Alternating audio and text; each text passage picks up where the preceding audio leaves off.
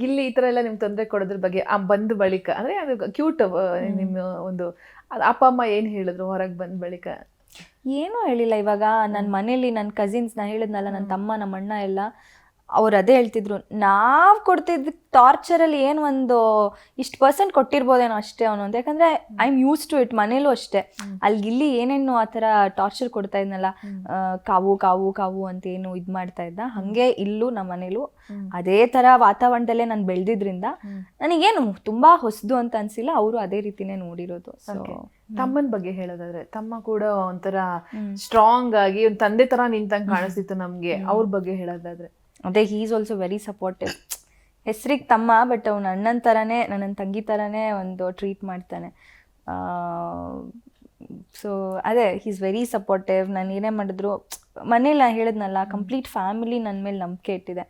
Okay, ಅಕ್ಕ ಏನೇ ಮಾಡಿದ್ರು ಚೆನ್ನಾಗಿ ಮಾಡ್ತಾಳೆ ಅನ್ನೋದು ನನ್ನ ಬೆನ್ನಿಂದೆ ಅವ್ನು ನಿಂತಿದ್ದಾನೆ. ಓಕೆ, ಕಾವ್ಯ ಅವರ ಲೈಫಲ್ಲಿ ಯಾವತ್ತಾದ್ರೂ ಲವ್ ಏನಾರು ಆಗಿದೆಯಾ ಅಂತ ಹೇಳಿ ಹೊರಗಡೆ ಇದ್ದಾಗ? ಇಲ್ಲ, ಕ್ರಶ್ ಅನ್ನೋದು ಯಶ್ ಸರ್ ಮೇಲೆ ಕ್ರಶ್ ಹೇಳಿದ್ದೆ ಅನ್ಸುತ್ತೆ. ಅದನ್ನ ಕೇಳುವಾಗ ಪುಷ್ಪಮ್ಮ ಏನ್ ಹೇಳಿದಾರೆ ನಿಮ್ಗೆ ಅಂತ? ನಾ ಅಮ್ಮನ ಹತ್ರ ಹೇಳಿಲ್ಲ. ಓಕೆ, ಅಮ್ಮ ಫೋನ್ ಹೊರಗಡೆ ಬಂದಾಗ ಏನ್ ಹೇಳಿದ್ರು ಪುಷ್ಪಮ್ಮ ನಿಮ್ಗೆ ಅಂತ?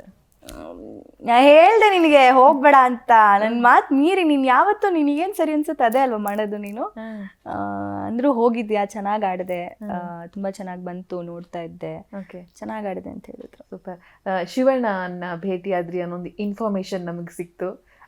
ಏನ್ ಹೇಳಿದ್ರು, ಏನ್ ಆಶೀರ್ವಾದ ಮಾಡಿದ್ರು? ಒಂಥರ ನಮ್ಗೆ ಅವರು ಕಣ್ಣಿಗೆ ಕಾಣುವ ಶಿವ ಅಂತಾನೆ ಹೇಳ್ಬೋದು ಶಿವಣ್ಣ. ನಿಮ್ಗೆ ಅವ್ರಂದ್ರೆ ಬಹಳ ಪ್ರೀತಿ. ಏನ್ ಹೇಳಿದ್ರು ಅವರು? ಅದೇ, ಸಿನಿಮಾ ನೋಡಿದೆ, ನಿಂತು ಗೊತ್ತೆಲ್ಲ ಮಾಡಿ, ತುಂಬ ಚೆನ್ನಾಗಿ ಬಂದಿದೆ, ತುಂಬ ಚೆನ್ನಾಗಿ ಪರ್ಫಾರ್ಮ್ ಮಾಡಿದ್ಯಾ ಅಂತಂದ್ರು. ಅದೇ, ಬೆಸ್ಟ್ ವಿಶಸ್ ಹೇಳಿದ್ರು. ಓಕೆ, ಟೆಂಪಲ್ ವಿಜುವಲ್ ಗಮನಿಸ್ತಾ ಇದ್ದೆ ನಾನು. ಅಲ್ಲಿ ಅಪ್ಪನೇ ನಿಮ್ನ ಪ್ರೊಟೆಕ್ಟ್ ಮಾಡ್ಕೊಂಡು ಕರ್ಕೊಂಡು ಅಷ್ಟು ಕ್ರೌಡ್ ನಡುವೆ ಬಂದು ಒಂದು ಫೋಟೋ ಕೇಳುವಾಗ ಅದು ಖುಷಿ ಇರುತ್ತೆ ಅಂತ. ಅದು ನಮ್ಮ ಅಪ್ಪ ಅಲ್ಲ, ಆ್ಯಕ್ಚುಲಿ ಅವ್ರು ನಮ್ಮ ಫ್ಯಾಮಿಲಿ ಮೆಂಬರೇ. ಬಟ್ ಅದೇ, ಇವಾಗ ಹೊರಗಡೆ ಜನ ಹೋಗ್ತಿದ್ದಂಗೆ ಅಷ್ಟು ಪ್ರೀತಿ ತೋರಿಸ್ತಿದಾರಲ್ಲ, ತುಂಬ ಖುಷಿ ಆಗುತ್ತೆ ಆ್ಯಕ್ಚುಲಿ. ಓಕೆ, ಇವಾಗ ಒಂದು ಸಿನಿಮಾ ಅಂತ ಬಂದಾಗ ಒಂದು ಆಯ್ಕೆ, ಒಂದು ಡ್ರೀಮ್ ಇರುತ್ತೆ ನಮಗೆ, ಈ ಥರದೊಂದು ಸಿನಿಮಾ ಮಾಡಬೇಕು, ಈ ಥರ ಇರಬೇಕು ಕತೆ ಅಂತ. ನಿಮಗಿರುವಂಥ ಡ್ರೀಮ್ ಏನು ಅಂತ ಹೇಳಿ, ಯಾವ ಥರದ ಕತೆ ನೀವು ಇಷ್ಟಪಡ್ತೀರಾ ಅಂತ ಹೇಳಿ? ಅದೇ, ಇವಾಗ ಕ್ಯಾರೆಕ್ಟರು ಕನ್ನಡದಲ್ಲಿ ಸ್ವಲ್ಪ ಫೀಮೇಲ್ ಓರಿಯೆಂಟೆಡ್ ಸಿನಿಮಾಗಳು ಕಮ್ಮಿ.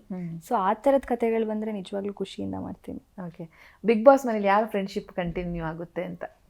ಎಲ್ಲರ ಫ್ರೆಂಡ್ಶಿಪ್ಪು ಕಂಟಿನ್ಯೂ ಮಾಡ್ತೀನಿ. ಯಾರ್ದು ಇವಾಗ ಅಲ್ಲಿ ಏನೇ ಆಗಿದ್ರು ಆಟ ಆಡಿದ್ದೀವಿ, ವಾಟ್ ಎವರ್ ಇಟ್ ಇಸ್, ಎಲ್ಲರ ಜೊತೆನೂ ಚೆನ್ನಾಗಿರ್ತೀನಿ.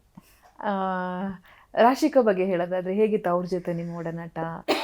ಒಳಗೆ ಸ್ಟಾರ್ಟಿಂಗಲ್ಲಿ ಅದೇ, ನನಗೂ ಅವಳಿಗೂ ಒಂದು ಸ್ವಲ್ಪ, ನಾನೇ ಹೇಳಿದ್ದೆ ನನಗೂ ರಾಶಿಗೂ ಅಷ್ಟು ವೈಬ್ ಮ್ಯಾಚ್ ಆಗಲ್ಲ ಅಂತ. ಬಟ್ ಹೋಗ್ತಾ ಹೋಗ್ತಾ ಅರ್ಥ ಮಾಡ್ಕೊಳ್ಳೋಕೆ ಟೈಮ್ ಸಿಕ್ತು.